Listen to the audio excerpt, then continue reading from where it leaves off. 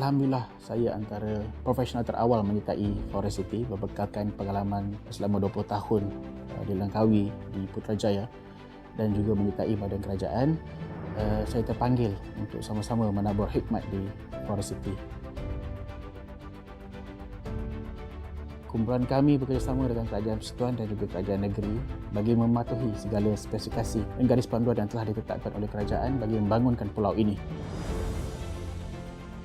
Alhamdulillah sehingga kini 14 PDL atau penjualan langsung telah pun kami perolehi daripada Kerajaan Persekutuan dan juga sebanyak 6 CCC ataupun sijil penyiapan kerja telah pun kami perolehi daripada Kerajaan Negeri bagi terus merancangkan pembangunan ekonomi di Johor dan di Malaysia secara keseluruhannya.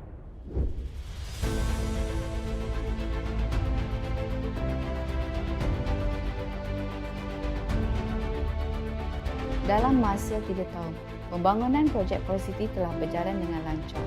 Warga kerja forestcity telah membuat banyak program-program amal bersama penduduk tempatan di sekitar mungkin Tanjung Kupang. Seperti memberi sumbangan lembu kepada 7 buah kampung bagi Hari Raya Korban. Sumbangan duit dan baju raya kepada anak-anak yatim dan asnaf. Membaik pulih bangunan sekolah angkat yang rosak dan program kembali ke sekolah untuk anak-anak orang asli kampung Simpang Arang. Dengan adanya program-program amal seperti ini dapat mengeratkan hubungan baik antara penduduk tempatan dan warga kerja forestcity.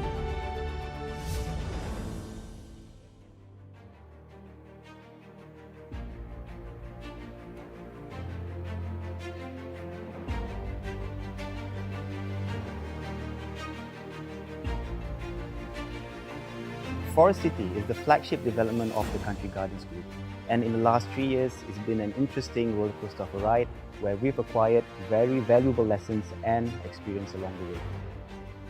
Since the project inception, the localization strategy has been at the forefront of the company's ambition. I'm proud to say that in the last 3 years, there has been an increase from 60% to 80% of the local workforce. This has been attributable to the jobs created by our 2 5-star rating hotels, a Jack Nicklaus golf course, and an IBS plant. Crucial to the success of the project are our stakeholders. Over the years, we've built a good working relationship with the federal and state government, business partners, and local communities. As for the local communities, this is reflected in the many CSR programs that we've done over the years. In 2018, one of the main CSR programs that we've done was the rehabilitation of a 100-year-old village school. In 2019, we'll be launching the Industrial Integration Blueprint 2020 as a response to Malaysia's calling for public-private partnership to drive the Industry 4.0 and digital economy agenda.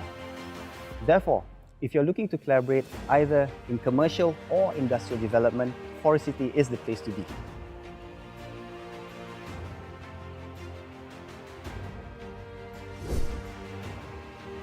森林城市是一个未来城市，以绿色、智慧为基础，打造一个产城融合的城市，在保护大自然的前提下，确保可持续发展。